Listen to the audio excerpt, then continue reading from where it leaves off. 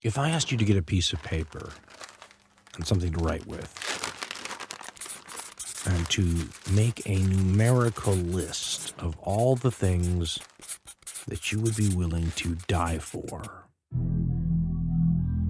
how long is your list? The Panther 48. Willing to die for. The Panther 48. Willing to die for. How long is your list? What is the tribal self? The Panther The 48. tribal self is what goes above the immediate acquaintances of the social. Willing to die for. The family, the people you know, live next door. You would be willing to die for. Tribal The self. Panther 48. I'm talking about those movies, those yet unborn.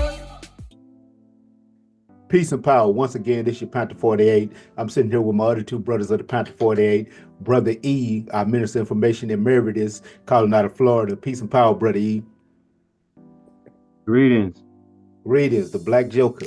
And we got Brother War, our Chairman Emeritus, Chairman of the San Diego chapter of the Black Panther Party, and National Chief of Staff for the People's Black Panther Party, headquartered out of Atlanta. Peace and power, Brother War. Black power, all power to the people. Today, we're going to continue our Panther WAR Map that we've been developing. If you have not seen the other videos in this series, we have a playlist called the Panther WAR Map on our channel. Check everything out in that playlist. We started off with the Commission of Liberation, which is the responsibilities and obligations of a chairman. Then we go into the chairman's extension, the building of a functional central committee. Then we built on the Panther mentality, the mind state that a Panther should have, Panther ideology. Now we're going toward the things that the Panther Party should be doing for the community. We're going to talk about the programs. And to start this out, we're going to kind of go over just real quickly, briefly and succinctly, we're going to go over some of the programs that the N.B.P.P, go over the programs that those brothers and sisters developed and operated, and then we're going to go into some of the things that we think needs to be established now by any serious Panther in general, Panther specific, and revolutionary in general. You brothers ready to take this ride? Yeah, I think it's important though, before we even do that, to just go back and state point number one on the platform here in San Diego is we are gaining freedom. We promote the power to practice self-determination and determining the destiny of our communities and defining the Black nation. And the reason why I wanted to at least start off with that is the question that people have to ask themselves is, well, what's the whole point of the Black Panther Party programs? What is it that they are trying to accomplish? And I think people lose sight of the difference between the programs as it being a methodology of practicing self-determination and self-sufficiency, as opposed to just mutual aid. And that's very important because nowadays, and we can dive into this later as we speak, but nowadays with a lot of the work that happens in the community when people want to help others, deal with the conditions of oppression, it just devolved to just mutual aid. And the Black Panther Party was always about us doing for self. And so I want people to just have that in mind as we talk about these programs. True indeed, no doubt. Okay, some of the programs that the N.B.P.P, the original Black Panther Party, operated was, and everybody know, the Free Breakfast for Children program. So the Black Panther Party had started the Free Breakfast for Children program, which, as you know or should know, that the government basically copied and took and utilized in order to take a lot of power from the Panther Party. One of the things that program all on its own did was give the Panthers access to the children of the community. And one of the things that we got to understand is that the babies are the greatest. It's hard and difficult to remove negative ideas from a grown old person that think they know what they're talking about.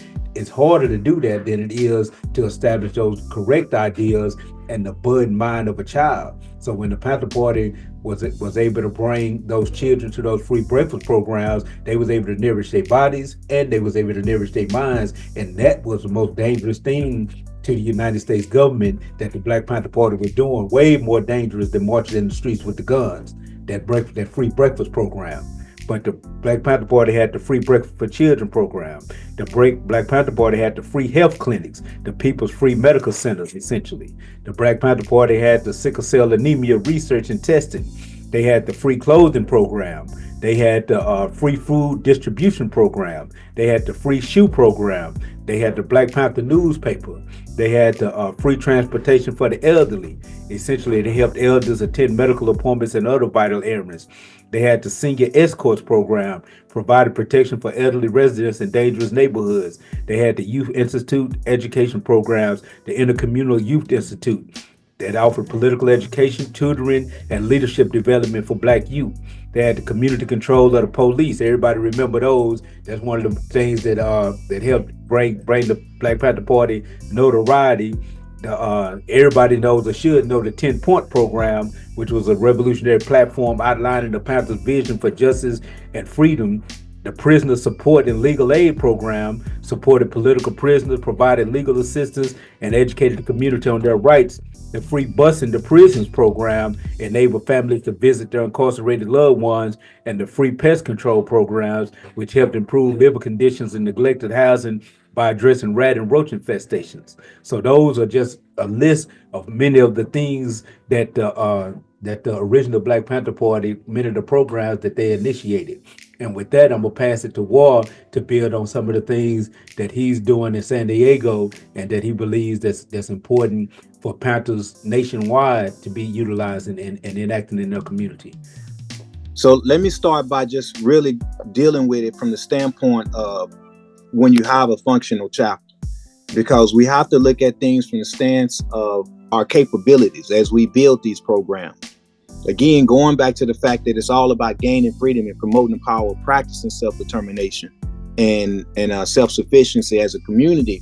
As your chapter builds and gains access to resources and brings membership on to where these programs are feasible, one of the first things that initially you want to start up is a Feed the People program in some capacity. The reason for this is, unfortunately, a lot of communities still are suffering from negative aspects of what I call fallout of the counterintelligence program of what Panthers do and operate and mean for the community.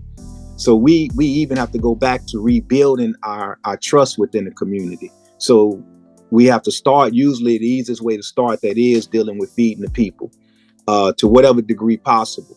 And as you start gaining the respect of the community, improving that you're there to help and support the community, that can be expanded. Going into one of the things that Syke talked about the Black Panther Party for self-defense in terms of their free breakfast for children program, the idea here was to gain access to the youth to raise the consciousness of the next generation. By doing that, it helps bring around the adults and get the adults to come into the play and be involved in what their children learn and be involved and also be inquisitive and want to develop and grow themselves and be more accountable. So Feeding the People program here in San Diego, we primarily focus on those that are the houseless population. Simply because people are not really caring about them, and they are the most sick, especially when it comes to mental illness. So we kind of focus on them, and we also use them from that standpoint to hop out here to the streets to a lot of the things and ills that are going on in the community, and help to use that information to deal with and address other elements of the community. But when we're talking about feeding the people, it's just basically dealing with, when we get on the 10-point platform, we start talking about establishing land, bread, housing, education, clothing, and justice. Basically, you use that as your blueprint to start working and redeveloping the community and showing the people that we can do for self. Especially right now with the way things are going on politically, especially on the federal level with all of the different aids being cut, it's more than ever time for us as a people to start being more self-reliant. And so the programs of the Black Panther Party are going to be essential for the Black community to start doing what it should have always done, and not and not carry a dependency on the government, but how about dependency on one another. So another one that we think is real important that we deal with that kind of mirrors going into having access to the youth is the children's free book program. So here in San Diego, we also hand out books to the youth in school systems. And one of the important reasons to do that, especially in our demographic, is because there's not enough information that's tailored toward our Black population that is being disseminated through the school systems. So when we catch the youth at a very young age and we expose them to things that look like them, authors that are Black or subject matters that are Black, it definitely helps steer them in the right direction as it applies to academics, and then seeing themselves as proud and important within their own right. And these are just two of the powerful examples that we deal with, as well as we got a political advocacy program to where we are doing political education through the community and for the community, just to expose the people on things and topics and information that they can use to learn, develop, and grow. And the Black Panther Party has always been instrumental in providing that to the community. The Black Panther newspaper was the primary way that went about back in the day. And right now through social media, it's like what you see with the Panther 48. The idea here is that we just reach it from a larger platform and a larger audience, or an extended audience, to the point to where we want to make sure we can provide to people information and a narrative and perspective that's giving them deeper insight than what you're going to obviously get on the news. But we need to be able to see things from our position of liberation. Another thing that we deal with, we think is important, touching off of the free health clinics, is what we call the homeless medical program we run here in San Diego. And that's simply because right now we don't have the resources to establish full functioning clinics. But what we do is we help with on the street triage in basic medical needs, as far as bandages, gauzes, wipes, ointment, and things to help the houseless population be able to tend to their wounds and tend to their medical needs, on a minor level, just because it's not getting taken care of. It's so much that's going on, and a lack of those resources being made available to them. In other words, what we have is there are a few places that folks can go to, but when it comes to that, you have to go to them. And that's one of the biggest things we find within our community, is that the resources may be out there to some degree, but you have to be able to engage and go to the people. You have to meet the people where they at. And that's one of the biggest things that the Black Panther Party has always been instrumental on, is that from a community level, we have to be the community. We have to be out in the community and support the community. To be a functional chapter, you have to put yourself in the position of being active in the community and not reactive and just going out and engaging in protest or engaging in things that are high level of media sensitivity, but go out and deal with the people, go out and help the folks help themselves. And that's what we should be showing people.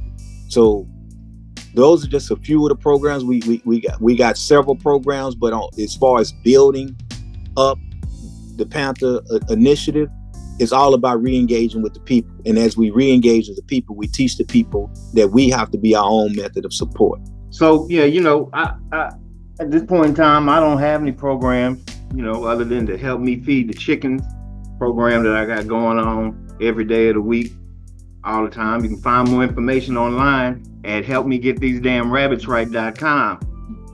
But so all I can do really is talk about the memories, what it is we did, and hindsight and all of that. And I think that the most significant and the primary community program has to be the education class. And I'm not just saying that because, as MOI, that was my baby. But I think one of the things that we do in the community a lot of times, especially those of us that start to invest and working in the movement, the struggle, and all that type of thing, is a lot of times we forget about self. So we have to really focus on self-care, taking time aside from investing in the community to invest in ourselves. Taking time aside from investing in relationships to invest in ourselves, to care for self.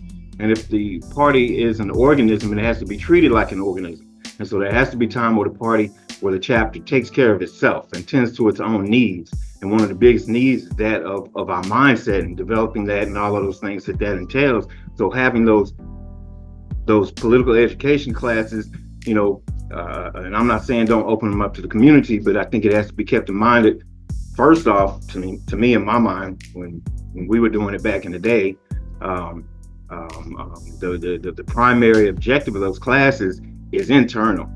Is to continue that direction and that steering, that development, and that growth, so that we can go out and engage with community and do all the other things that we, want and need to do. I think a lot of times, a lot of folks think that just because you're in the party, you know what the hell it is you're doing. When in reality, you don't. It's a process. I know when the three of us met, none of us know how to do this revolution thing, but we were, driven to the desperation of saying, we got to do something, and then gangster enough to try to figure it out. So I think that need internally has to be fed primarily first off the top before anything else, and ongoing, always and forever. So if in my mind, it has to be the first and the last thing, program that, that the first one you deploy, and then you go through whatever. If it boils down, you have to start cutting off programs. That program doesn't get cut. That program has to always remain in place because it directly feeds the idea of development and growth, which is, what it is we're supposed to be doing. Years ago, are you talking about the DFT, the Dogon family tree and all of that? That was, I guess it was related, but for a while we had a Saturday school. I think, Psych, you were on deployment.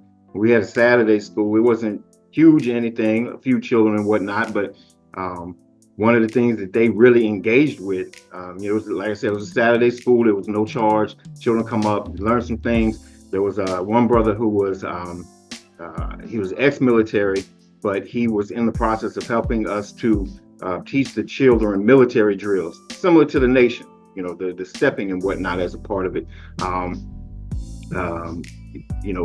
Of course, you have your history classes talking about all of that. And one of the members had a mother who would write plays, African-centered plays that spoke to our experience. And one of them was about Malcolm X, and it was a very prideful day when my son played Malcolm X in the little play. It wasn't, huge. It wasn't, it didn't go to the downtown and blow it up. No, I think the only people that actually really attended, of course, are the people who knew the people that were in the show. But that was cool because that was, 20 or 30 members from the community that came to see these children reenact various parts of our life. The plays were based on things that actually happened. So, again, that component has to be always there has to be an educational component, a component whether, studying history and digging and drilling down, ideology, current events, all of that, any of that, for the sake of continuing to drive that engine of evolution. And I think that's something that we get caught up in with other things. Is we have billionaires in this country. We have African folks who have $1 billion, but they're not affecting our situation. They're not speaking to our situation because the mindset is not there. There's nothing to replace the bullshit that helped them get that $1 billion. So that's why for me, that educational program is underlying everything. But like I said, I don't have anything, but I teach my chickens now, and so that's all hindsight and where we messed up and did good. Oh, matter of fact, yeah, at one point, Psych, where you was deployed, we were working on the Thursday night classes taking those, and say you from the community come and sit through the class, participate in the class, be a part of the class. At the end of it, you get a ticket. That ticket and would entitle you to come back on Saturday mornings and exchange that for a bag of food. So we're working on hooking up, setting up a relationship with local farmers or black farmers in the area that we could reach and develop a relationship with, to provide, a few bags of vegetables and whatnot, and maybe throw, a couple of dollars in and get some other stable things, but have that be a sort of, connecting that information that they were receiving on Thursday and that food that they would in turn get on that Saturday morning. So attempting to make it a holistic, type of relationship situation, so that it would affect us, use our needs, gotta eat, to help pull us into the feeding the other parts that we need to be fed. Real quick, that helps me. That reminds me to speak on another program that we actually have here in San Diego called the Free Store. And basically, what that is every other month, what we do is we set up an area out in a part of San Diego to where you can get your household essential items that we provide to the community. So we have a list of different things that we give the community in terms of household essential items. And the thing about that program is that what we emphasize when people come out, and get these things, is that we receive either through financial donations or through folks giving these items to us to give out to the community. This is how we run the program. So as people are standing in line, we hand out literature about the Black Panther Party and the Panther Party, as well as get the people to know that, hey, these items are being provided by the community. So as we help to build with one another, what we do is we in turn give this stuff right back out. So the community in itself is supporting itself. So when people come up to us and be like, well, thank you so much for doing this, we say, well, it's the people that's doing it. What we do is we reach out and we get the people to help donate for the people. And so it's all about us learning and operating through the method of realizing that we have to do for self. And what it is really just goes back to the basic premise of human needs and us addressing that, as we say on our 10-point platform. We have the physiological, safety, social esteem, and self-actualization. And through self-actualization is basically about us doing for self. So everything that we do in terms of our programs has intention. And the intention is not to constantly stay in a state of dependency to where all we doing is perpetually giving out to the community, but it's about rising our people to the level of what back in the day what David Foreman used to say, survival programs are going to turn into living programs. And the living programs is basically us being in a position of self-sufficiency as a people. So everything we do when it comes to this is all about getting the community to recognize that we have an obligation and accountability to ourselves to be doing for selves. So as the people receive, benefits from these programs, it's all about getting the people to actually start engaging and being a part of it. From that also leads to another thing that we have going in San Diego, what we call the People's Core. And the People's Core is built from the fact that folks that see and support the Black Panther Party and the Panther Party want to engage and be a part of the solution. So then we have a core of community people that basically help to run the programs, basically help to bring us to higher levels of supporting one another in the community. And so again, the goal is to get us to do for self. And so we have to practice that. And in practicing that, we become self-reliant as a community. And that's where we should be. And everything that we do should be geared toward us putting ourselves in that position as a people and as a society, and removing ourselves from the grips of, like what Eve was saying earlier, those billionaires and those the corporations and capitalist and exploitation that's going on. So it's about taking us back to where we should be as a people. Well, I'm glad y'all brothers brought all that up. And the Black Panther Party for Self-Defense called it survival programs pending revolution. and we've discussed this before. Made the point that they were saying survival programs, but wasn't realized that they was actually living the vision. They was doing what free people do. Revolution was never supposed to be the goal. They said pending revolution. Revolution is only the road that we're supposed to be walking to get to the goal, which is freedom. And as they used to say, Huey and many of the other brothers used to say back in the day, that the party is supposed to be an oxen ridden by the people to freedom. So the party is supposed to be able to teach and guide the people down that road of revolution to get to freedom. Saying that to say this, that some of the programs that I believe in doing when I was deployed in the gulags of America for that 17 years, basically most of my revolutionary work could only be done through study and writing, developing and planning.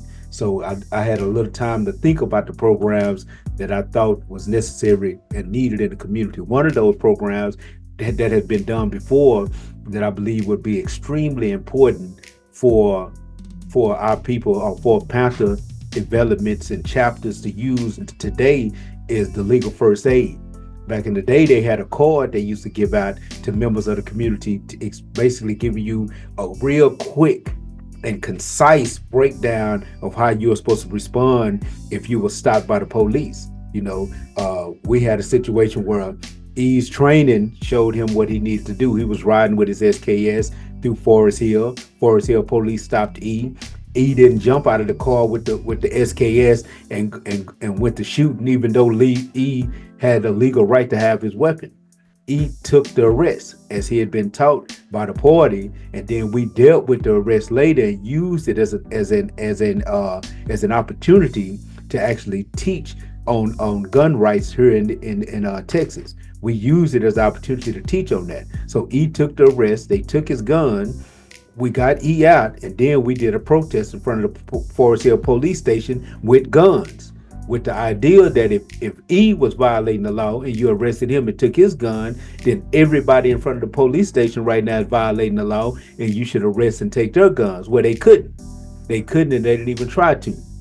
And the charges ended up being dropped on Brother E, and his gun was returned. But that's what a revolutionary does. We call that guerrilla education. You take that type of opportunity to teach. But I bring up the legal first aid because if we look and we'll see, with the cameras everywhere and the phones everywhere, you see that our people do not know how to respond to dealing with the police, even if it's harassment. You'll see a lot of times you feel like that you're within your rights. So you become aggressive, you become angry, you go to screaming, you basically create a situation that will allow the police to hurt you or even kill you. But there is a way that you should respond to dealing with this. And I remember every time, or just about every time, that we dealt with that type of situation, back then we used to have Brother War had told everybody to make sure that they get them a copy of the Texas Penal Code Handbook and put it on your dashboard. Because instantly, when the police stop you and see that Texas Penal Code book on your dashboard, they think instantly, even if you never cracked the book open, they think that this guy must know the law. This guy must understand the law. I remember one time War was going through his book, teaching them Texas Penal Codes that the police themselves did not know. Or another time we was on our way to Jasper and we was loading the guns in the car, and that police officer stopped us. I don't know if y'all remember that day. And the police stopped us, and everybody came out of the, I think we was at Cultural Insights. And everybody came out of the Cultural Insights with the guns. The police breathed a sigh of relief when he realized that we was Black Panthers. Because he realized then that, man, all these black dudes with all these guns. But when he saw that we was out, and Dr. Khalid was there with us at that time as well, but he saw all these guys, and then when he realized we were Panthers, automatically the ideal of discipline, of black men that actually knew the law, that knew what they was doing, came across this cop's mind, and he was basically happy. He was happy that he wasn't about to get into a shootout. But this type of knowledge, the knowledge that we had and that we moved on, because one of the things that I think the public needs to understand is that when we marched through Jasper, Texas with loaded weapons, shotguns, AKs, SKSs, rifles, whatever we marched with, that we didn't march with some license. We didn't march with some approval. We didn't maneuver. That's the word I should use instead of march. We didn't perform that maneuver with some kind of approval from the state.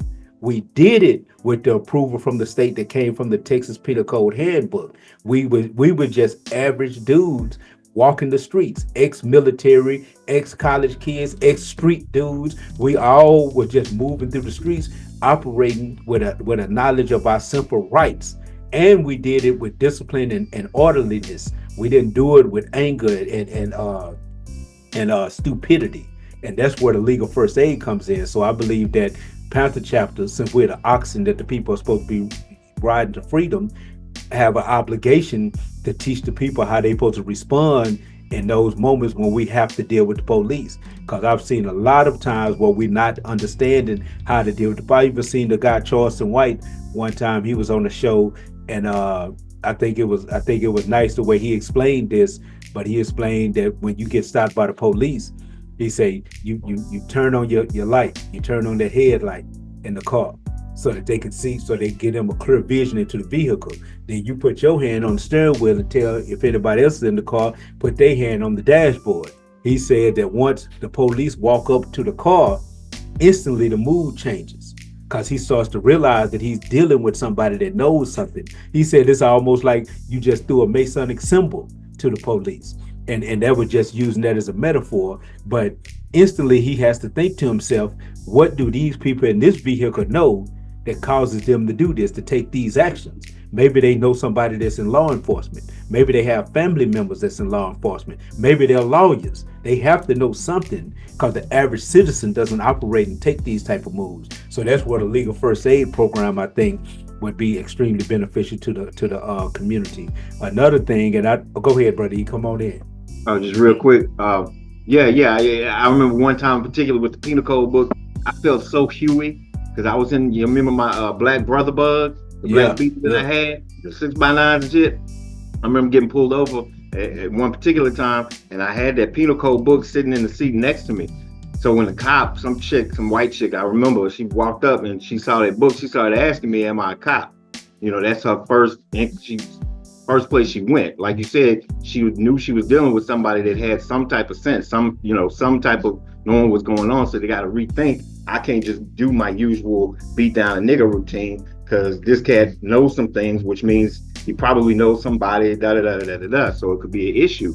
And that's that, being cut off. Your average brother in the street don't know nobody that is of any consequence, that the police can't just go out and rough them up and arrest them too without any issues. So it helps in just in that, but yet it all comes back to the education. In fact, and y'all keep saying psych wasn't there. I'm still sticking to my position.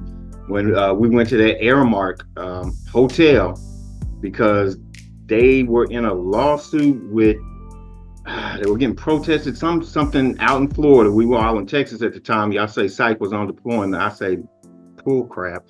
But they were having issues with black folks, like spring breakers, coming and tearing up the hotel or causing drama and stuff in the street and whatnot. And so there were members of the community in Dallas that wanted to boycott or to protest this black attorneys meeting that was taking place in the Airmark Hotel. And because we didn't understand, we didn't have a strong enough amongst the membership, we weren't able to peep game. We weren't able to see what was actually going on. This conference of black attorneys from around the country, we went up to protest them as opposed to going up and saying, hey, first of all, this is the issue we have with them. But other than that, y'all are attorneys. I haven't met too many black folks that don't need attorneys at some point in their life, period, across the board. So rather than sit up and network and develop a conversation with these attorneys, who, by the way, when we did go in there, I was trying to talk to them on the side because I'm not with the whole protest thing and all of that type of stuff. I never have been. So I'm trying to reach out and have a conversation and pass these brothers and sisters information about who we were, because they were asking me, who are you? Who are y'all? What are y'all doing? They wanted to know. They were interested. They saw all these black folk coming in here and were trying, but didn't have any idea about who we were. So we missed an opportunity to develop a network amongst our people that would have reached across socioeconomic barriers and all of this nonsense that they set up between us and have that relationship that could have been very, very beneficial, because we weren't in the mindset, because we didn't have that education, because we didn't have that drilled in at that point. The membership, I'm saying, didn't have that mindset of going in from that perspective of building. We just reacted to what somebody got, emotional and clutched the pearls and wanted to make a name or be seen or whatever it was, and we made that move and did something that was actually to our detriment. That's how. Another program, and this may not be able to be utilized in the way that I was thinking of it when I was deployed, and I think Ward be able to speak more to it, because I think he has his hand more on the pulse of this, as far as how nonprofit organizations are able to be used, especially when it comes to this type of work now, especially with the new laws that came into play. But when I first developed this particular idea, it was based on this knowledge that many people that are on probation or on parole, they have community service hours that are required of them to fulfill their probation or parole. Now, the requirement of where you do your community service hours at is with a legal nonprofit organization. So usually people, like, for instance, when I was living in South Dallas, when me and partners of mine who had to deal with those legal issues, people that was criminal justice impacted, had to deal with needing to do community service, we went to the Martin Luther King Center, because it was a nonprofit organization and we could legitimately do our community service. You'll see brothers on the streets picking up trash because they go through a city sponsored organization to do their community service. But if a group in the community created a nonprofit organization, know that Panthers don't want to be nonprofit, but if a particular group developed a nonprofit, already had a nonprofit, and worked in tandem with the party, then those people that need to do community service hours for their probation or parole could then do those community service hours with the party, with the organization, even if their community service is just participating in political education classes, doing the work for the Free to Feed the Children programs, or just any other work that needs to be done around a Panther headquarters or things like that. But that was an ideal that was thought of before, because there's always a loophole to deal with things. So there was an idea that was thought of before Trump came into office and did a lot of the things that he's doing with nonprofits now. Brother Water, you want to talk on that, or the feasibility of that now in today's climate? Yeah, I mean, that is actually something that's still in operation. It's just not at a high scale level, and it's usually kind of a case by case basis. But yeah, we still take those advantage of those kind of opportunities, and use people that are willing to want to do community service through the operation of the Black Panther Party, for the sake of actually learning something. That kind of, to me, goes back into the thing about even realizing that the quote unquote criminal justice system is really not designed to change or repair the mindset of what got someone locked up in the first place. It's really just another outskirt of slavery is all it is. It's just slavery in a legal sense. And so when we realize that our people need to grow and learn from the mistakes that the mistakes in terms of the choices that they made in life, and are willing to grow, willing to be better, willing to now serve the community. As Panthers, we reach out to them, and then we also would have them participate in their development of the community. So at one point you was a detriment to the community. Now you need to learn what it means to be a part of the community, and why the community is having the ills it's having, and hold yourself accountable. So I think, what you was dealing with, Brother Syke, in terms of Rue Choulet development within the penal colony, is all part of us realizing that we need to basically be Panthers, and basically be accountable for our own self-determination as a people, and utilizing folks that were once criminals, and I wouldn't say criminals, but enemies of the community, enemies of unification. now start being a part of the answer. And the same thing holds true. It's still there. So with that, we actually have a community beautification program here in San Diego, to where we go out and pick up trash and help clean up the community. Our aim in doing that, when we do that, is to show the people that, hey, we need to be in investments of our own community. We can't just, haphazardly not care about what our community looks like, but it's up to us to police our own community in terms of cleaning it up, keeping it well kept, and taking ownership of it. Our people, for lack of understanding, have a renter's mentality. And when we have a renter's mentality as a people, then we don't take interest and take pride in our environment, just even from a human level. And so by operating these programs, it does help us to be able to reinstall that type of interest and that type of investment back into ourselves, so that we can make things better. The thing that we have to be concerned about always when it comes to this is the gentrification and the land grab and the takeover of our communities. So it's all about maintaining our integrity and maintaining our value in our properties, but at the same time not falling for this fake game of increasing the quote unquote value, which just basically means that your property value go up, and then the property value go up, and then you basically out market yourself to even be able to live in your own community. So we got to be careful about that. But it's about getting us to realize that we have to invest in ourselves. That's really the goal. And so having an outlet or a path for people to participate in their own liberation, mental liberation, is definitely key and important.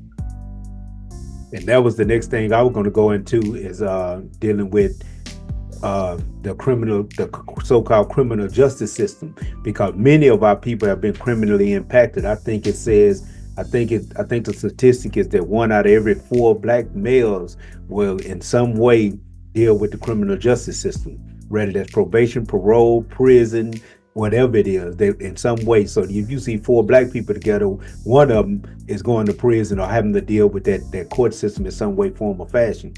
Understanding that, then the Panther chapter needs to have some kind of program that deals with the criminally impacted. And that's one of the things that I saw that was lacking of us when I was in those situations, that we had no programs and wanted to deal with that.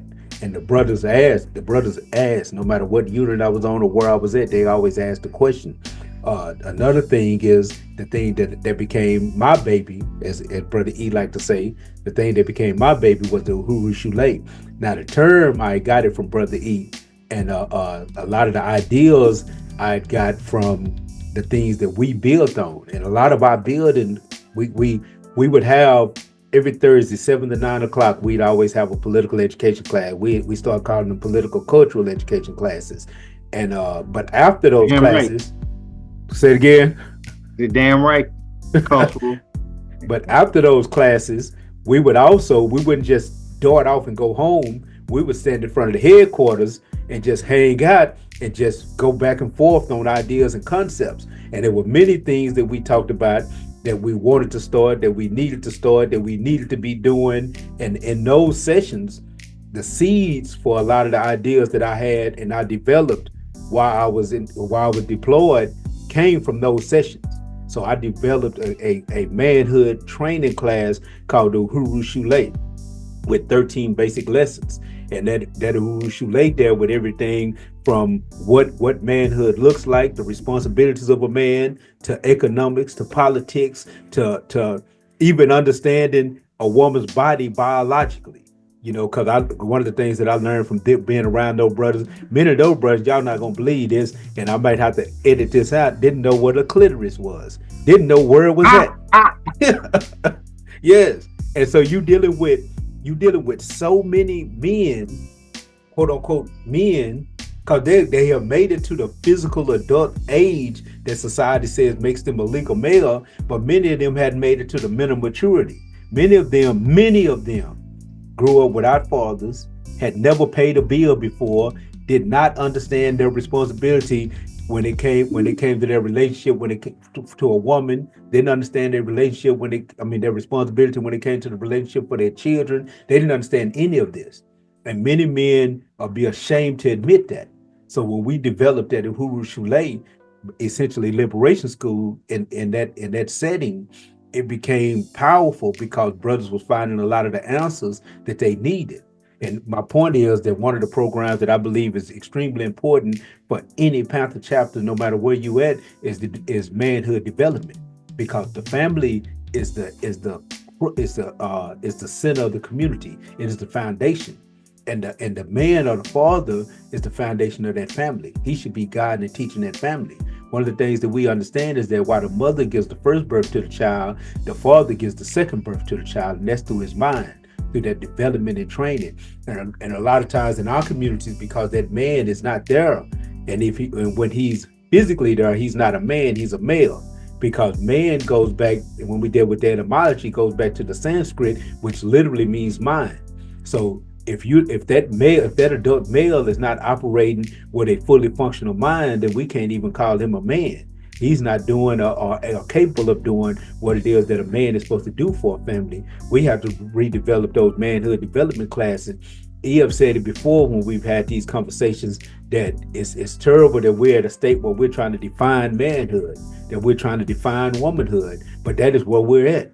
That's why those channels on YouTube that talk about relationships, especially the ones that exacerbate the friction between the sexes, those are the ones that are the biggest. Those are the ones that are watched the most. That's one of the things that we have to heal, that manhood and womanhood development. I talk about manhood because I'm a man myself, and I think that we have to operate from the point of view at which we can have strength from, as far as I understand it.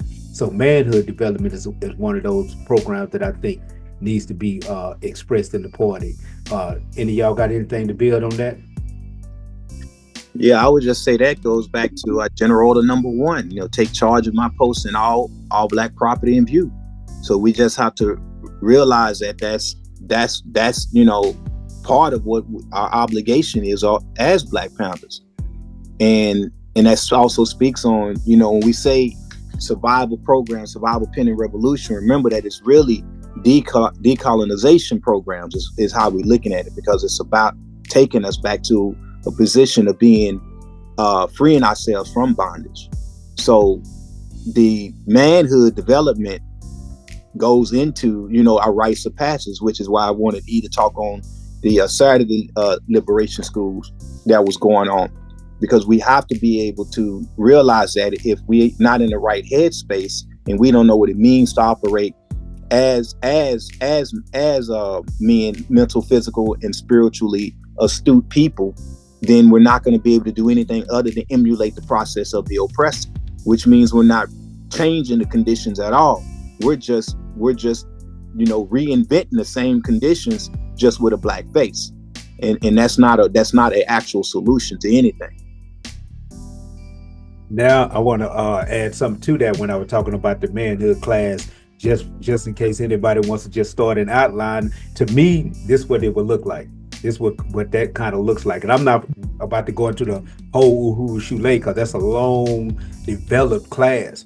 But I'm just going to talk about an outline, and when I edit this, I might throw it up on the screen. But to me, the core pillars of a manhood development class should be: 1, self-awareness and identity; 2, financial empowerment; 3, health and nutrition; 4, fitness and discipline; 5, fatherhood and relationships; 6, community engagement; and 7, spiritual and emotional growth.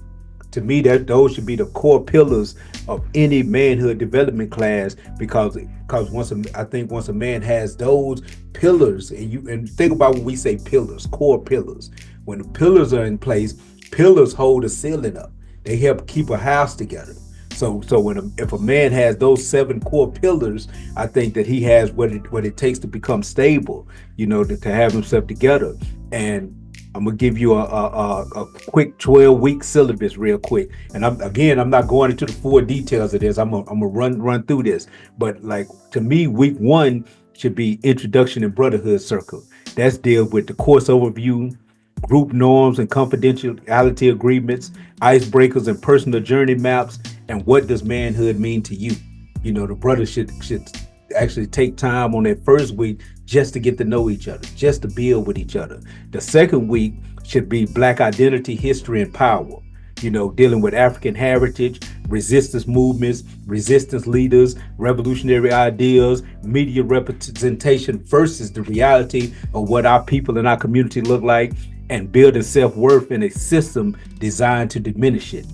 Week 3, financial education 101, the basics. And this is one of the things I thought about, because again, I was telling you brothers before we went online that I went to an African American leadership conference over this past weekend.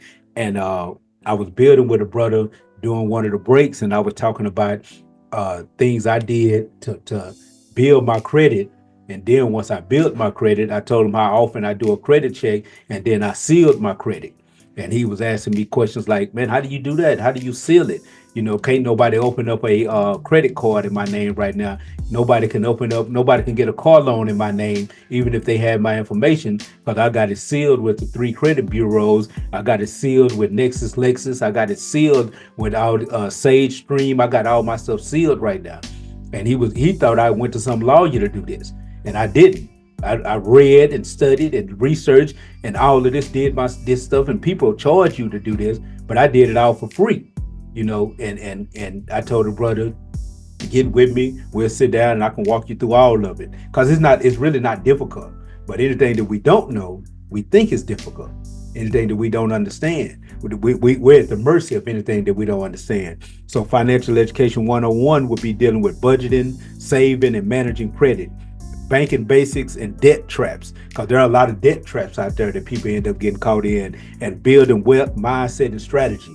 Those would be financial education number 101, which then moves to week 4, which would be investing in entrepreneurship, which would deal with the introduction to stocks, crypto, and real estate, how to start a business, side hustles, and passive income. Those are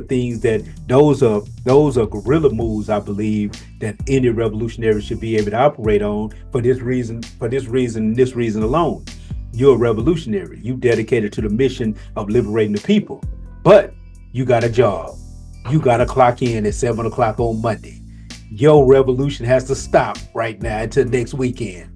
You know what I'm saying? And if you had some level of control of where your money was coming from, your revolution wouldn't have to stop on Monday at 7 o'clock and then restart on Friday at 3 o'clock in the evening. It wouldn't have to do that, because you would have some kind of power over your situation. Week 5, nutrition for warriors, basically building healthy eating habits, what our ancestors ate versus the stuff that's killing us now, meal prep, food, deserts, and affordable options. Just basically dealing with nutrition for warriors. 6 is dealing with fitness and physical discipline. And I put nutrition before the physical training, because a lot of times guys want to do the physical training, but you don't want to eat right. You want to do the physical training. You want to learn how to punch. You want to learn how to shoot, but you don't want to eat right. You know, it looks crazy to me when you 50 pounds overweight, belly overlapping your belt, and you out running in the woods with a gun. You look insane to me. You know, it looks crazy, and I'm not trying to be funny, but it's just real. If we're gonna do this, we got to do this. We really got to do this and stop playing with it, because the people that really do this, you know, Green Berets, Navy SEALs, they can look out and tell that you just playing, because they know what it takes to get to that next level. You know, so your nutrition got to be all right. Week 6 is fitness and physical discipline, daily body weight routines, mental toughness through exercise, martial arts, and self-defense. And week 7, mental health and healing, trauma, masculinity, and emotional intelligence, coping strategies, and building mental wellness into your lifestyle. Because another thing that I think that we don't understand is that our community deals with a lot of mental trauma. We don't think it's mental trauma. We think it's just the norm. And a lot of times, instead of getting professional help, we self-medicate. That's why we have so much drug addiction and alcohol addiction in our community. These aren't just alcoholics. These are people that are trying to cope with stuff that's just simply too difficult for them to cope with. There's no telling what a brother has been through. And a lot of times in our conversations, we don't give a brother or sister the right to express their trauma, because they're embarrassed, they're ashamed.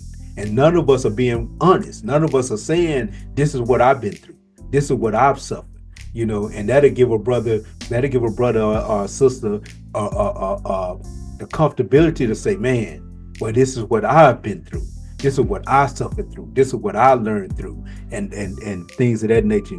Week 8, fatherhood and responsible relationships. And y'all can stop me because I'm just trying to run through this so I don't take too long. Anytime y'all want to stop me, stop me. Now, week 8 is fatherhood and responsible relationships. Being a present father, co-parenting with respect, and navigating relationships with accountability and love. Week 9, respect for Black women and gender dynamics.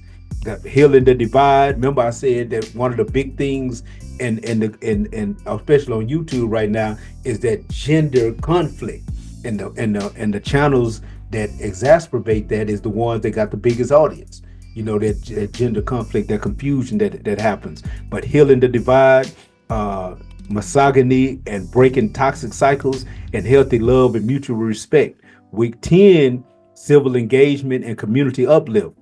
Dealing with we deal with it all the time: political education class, organizing and activism, mentorship, service, and community pride, building safe, educated, and thriving communities. Week 11 is legacy planning and legal literacy, wills, insurance, and estate planning, knowing your rights, protecting your family's future. And week 12 is graduation and rites of passage ceremony, a recap of personal growth, public speaking and personal testimony, cultural ceremony or retreat, and certificates and community celebration. And to me, some of the bonus programs and activities would be the development after you graduate, development of a book club, mentorship pairing, community cleanup and outreach events, father and son retreats, and monthly guest speakers that could be brought in for the building and teaching of the people. It goes into when we, as Panthers, we talk about the 3Ds: define, develop, and defend. But also one thing that's not talked much about to the general public is what we call our 3Rs, which is restore, renew, and reproduce. And so what Brother Syke is just doing is giving you some insight into some of our development and what we know we must do in order to raise the conscience of the people and get us on the right path. Which goes into the difference between survival and living. So it's taking us to that position again of being self-determined. These are processes that are required for us to be able to operate on the level of accountability that we need to do as a people. It's just taking us outside of operating in a domestic mentality and state of existence. I think we really touched on the mindset. It's again all about what it is that we are supposed to be doing as Panthers. And I can't just say it enough, but it's operating through the living of self-determination. And the only way we can define what we are supposed to be is that we teach ourselves. Can no other race, ethnicity, or class tell us what we're supposed to be? We have to do it. And so establishing these programs and establishing from the standpoint of us being in control of self is the only real answer. True indeed. It ain't about survival pending revolution. It's revolution teaching us how to live free. And these programs become just the basic things that any functional, intact community does for itself. It gets to the point where they stop being programs and start being lifestyles, which becomes the culture of our people again. That's where we're lost at. The culture was interrupted, and because the culture was interrupted, these things is just normal that any intelligent people should be doing for itself. We no longer do, because culture is the thread that holds the people together. That makes me look across and see you and see myself. Without that culture, that doesn't exist. We operate, and that's another thing that the brothers and sisters were talking about. I'm talking about just about everybody that hit the stage talked about this, and that was this individuality ideal. They talked about everybody in this society. We done got into this concept that we're individuals, and because we've got into that idea, we bought into that idea, we're selfish. We're only thinking about the things that benefit me right now, not understanding that the things that I just talked about in the long run benefits me personally more than any individual trinket that I could get for myself right now. but it's the long run, and we're too short-sighted. We have a myopic view of what freedom and liberation looks like. A lot of times this society has told us that what that looks like is balling, having a whole bunch of money, being able to push rides nobody else can push, and being able to have a whole bunch of jewelry. We're told that that's what it looks like. But even the things that I just explained just in, think about what the community would look like if every man in the Black community thought on that level and operated from that type of blueprint, had went through that type of class and developed that type of understanding in their own sons. You know what I'm saying? Think about how what type of man your daughter would have. Think about what type of man your son would be. And so in the long run, think about what kind of community those type of people would create. In the long run, that benefits me personally, but I can't see that far ahead. Go ahead, brother E. You look like Elon Musk over there. Thank you. That's what I was going for. Yeah. If you can't get that shit, if they can still talk you out of what your eyes see at that moment, right then, you ain't no hope for you. Just go on and do what you're gonna do. If you can't see it when he did that, I mean, you know what I'm saying? He felt that when he hit his chest. You could see, I froze it and just looked at his face, and you could see that just he knew that they are officially in front of the world, had played their game so tightly that he could sit up here and give a salute next to the president of the United States, and everybody would be cool with it. That's where they are. It's in your face. Here you go, and you can either go along with it or not. But what was I gonna say? You said something a while ago. I said, what would you imagine what the community would look like? Imagine how your son would be. So, and this again, so y'all keep talking. You're going to keep reiterating my point. We don't have to imagine that shit. We have to do is open a book and read about it because that shit existed. That's our reality. That's what QNM was doing. That's what we was doing to UNIA and on back, just generationally. That's what we've done. But as they said, and we've talked about it here before, individuality. If we can't learn and get ourselves to understand that racism, white supremacy is not somebody calling you a nigger. It is an institution. It is a system. And that system is called culture. The culture of individuality. Forcing us, educating us, putting us in a mind state where we believe we are individual. That's the keystone of white culture. Is individual, was it private property, private ownership of this, I got mine, you got to get yours, all of that comes from their mindset. And by manipulating us and getting us to buy into that, that's the disintegration of our people. And that's why if we look back prior to you will be, what's the word? The Borg? Assimilated. Y'all call it integration. I refuse. It's assimilation. Back during assimilation time in the 60s, when we assimilated, which means that the two things or more things that are coming together lose their individual culture. They lose their individual identity and blend in. They become a soup. They go from a salad where a tomato tastes like a tomato, and whatever you put in lettuce tastes like lettuce. Now you're in a gumbo where everything tastes like everything because we've been assimilated. We've lost our cultural identity completely. At least prior to integration, we were still around one another. But now we've embraced their concept of culture, their concept of death and of God and freedom and everything else is based on what they say. And that's racism, white supremacy, is forcing and manipulating other people to accept that, particularly for us, because it is so counter to our reality. That's not how we operate. We don't operate as individuals. We find our value and our definition through each other, and we recognize that. We would literally, when two cats pass each other on the street today, and I'm gonna say from our generation, I don't know today because I don't hardly make eye contact with people because I don't want the engagement. I don't want to have a conversation. I don't want to say good morning. I don't want to do none of that. Let me go and do what I'm doing. So I don't really look at folks too much. But when I do see black, especially brothers, I make an attempt to do what we didn't. I know in our generation, because when you see each other, at the very least, you you nod, you lift your head, say what's up. That goes all the way back throughout our history. It's an acknowledgement that you exist. I may not want to talk to you, but I'm gonna acknowledge your existence as a human being. I'm gonna acknowledge your existence as me, as we, as something of value. I'm gonna acknowledge at the very least that part of it. So this idea, yes, racism, white supremacy, the individual, they're one and the same. That's what it looks like. We think we're individuals, and we place our individual selfish desires above the needs and the best interests of the whole. And it's through, things like this to educate. We have to have this shit delineated and broken down.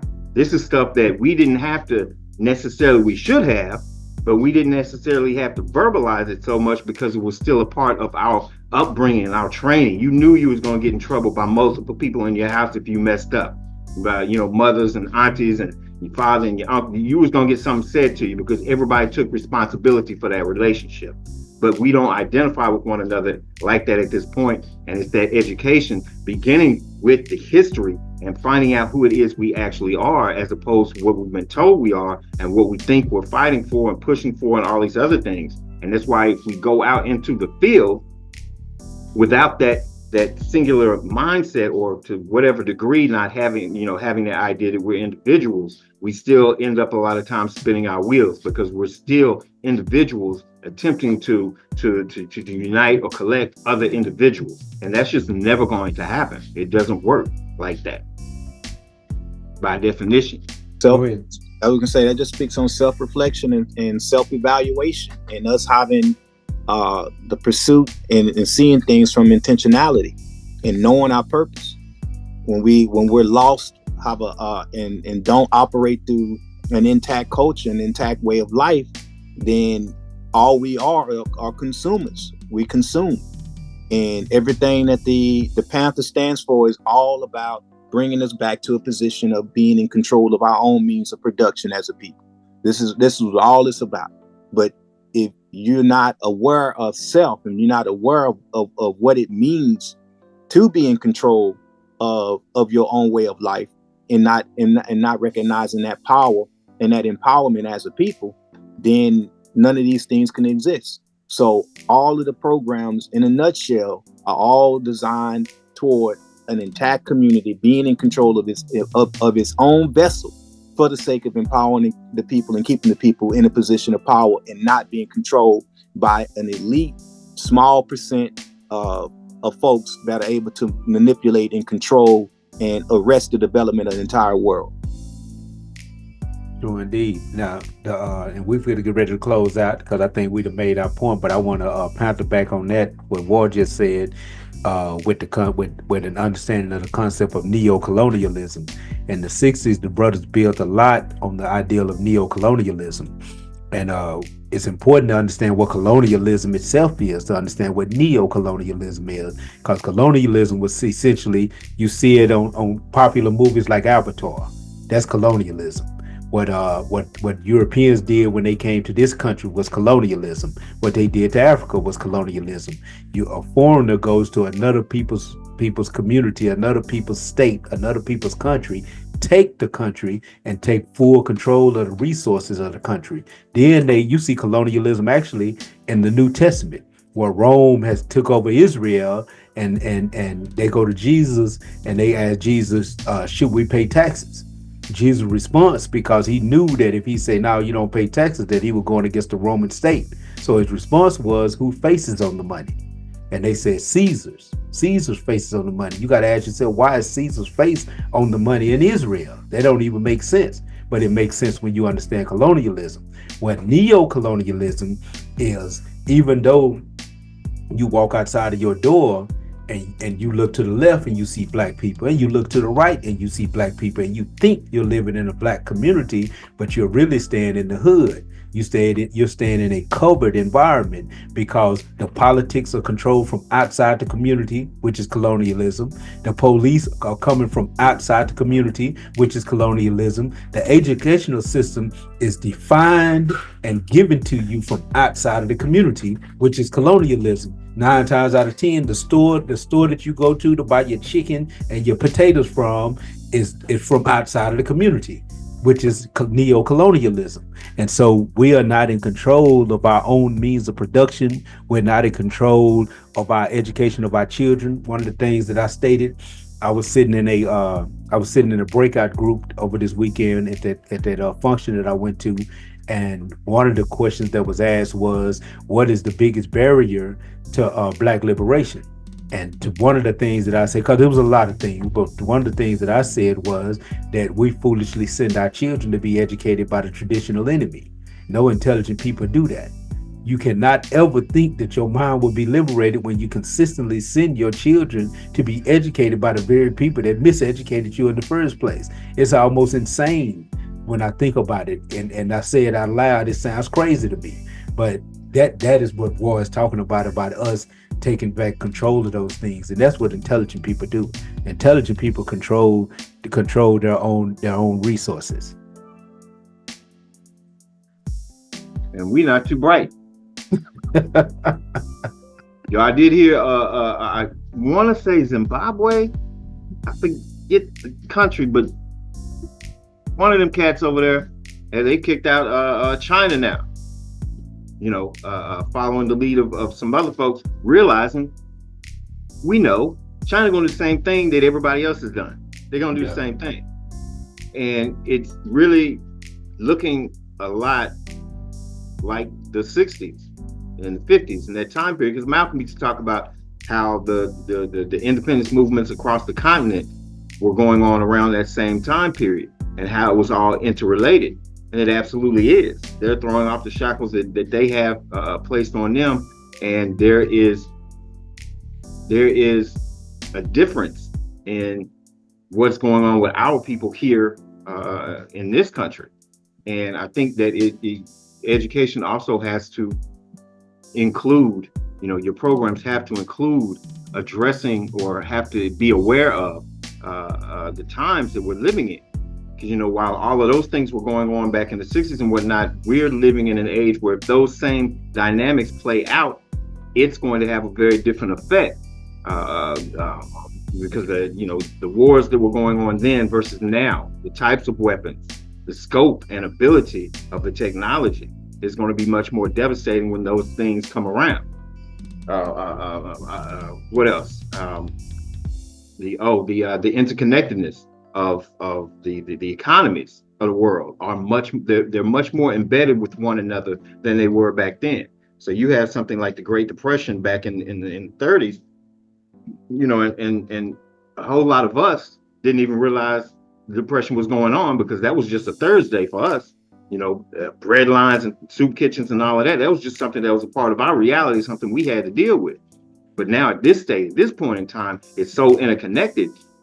Even though what happened then had shockwaves around the world, the shockwaves, if that were to happen now, will be much more devastating because of not only the financial interconnectedness of everything, but even things just like electricity. We talk about crypto and all of these things, all of that, accessing, you know, if you got whatever amount of money invested somewhere, you're still dependent on something like electricity. Power grid goes down, you don't have access to your $1 billion worth of crypto. It's absolutely useless. That's why when we had a conversation years ago when we were doing the on the phone programs that we were doing, this brother and I went back and forth, and he was trying to say that crypto could be the liberation monetary system, or the money that would allow us to liberate ourselves because of its nature. And that's all well and good, but the reality of it is you have to be able to access that crypto, which means you have to have a wallet online somewhere. You have to have access to the internet, which is controlled by them. You have to have electricity to access that shit, which is controlled by them. You know, it's so much more enmeshed in our day-to-day lives that anything that goes on is going to have much wider and much more painful effect. Even something, you know, people talking about these terrorists with Trump and all of this, we don't understand the background of what's actually going on. This dude has declared war in a big way. The whole entire world. Fucking, do y'all know Madagascar has like a 47% tariff? For what? I'm not sure. There's got to be something that they really, I don't know. Everybody else on the continent for the most part is like 10, 20%. But for some reason, Madagascar got hit with like 47%. And we don't understand it. We think that a tariff against, say, China is something, okay, China's going to have to pay that. When in reality, China's not going to pay that. If you buy anything in this country from China, you're going to pay that. And if you buy something that from this country that's comparable to that item from China, it's going to cost more. So this is a no-win situation for us, particularly because costs are going to go up.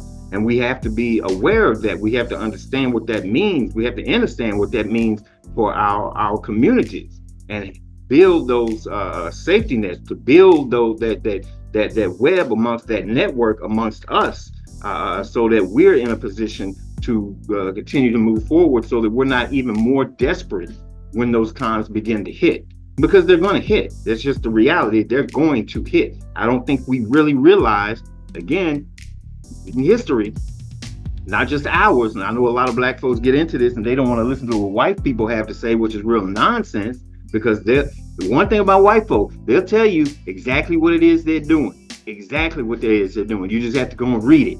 They'll tell you everything you want to know. Everything that's going on, they've said it. Rockefeller said it, Bush has said it. All of these motherfuckers have said what they're going to do. They will tell you. They like to write shit down.